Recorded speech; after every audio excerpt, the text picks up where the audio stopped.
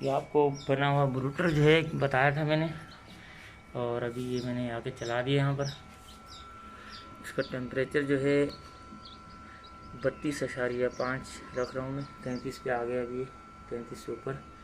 तो इसकी लाइट बंद हो गई अभी।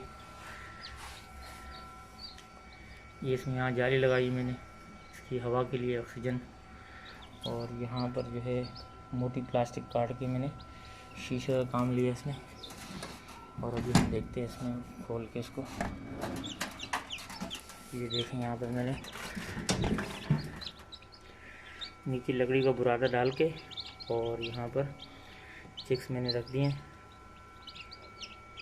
यहाँ पर ये एक मैंने इसके अंदर ही चला गया, तो ये पाइप में फीड रखी है।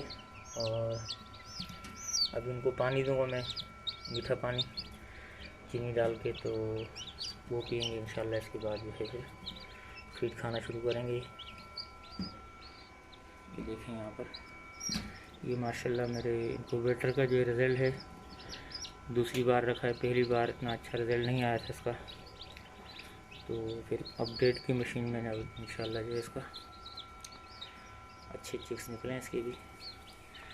और तकरीबन 50% निकल चुके हैं, कुछ बाकी हैं अभी, वो मैंने इनक्यूबेटर रखा हुआ है, इसमें निकलेंगे।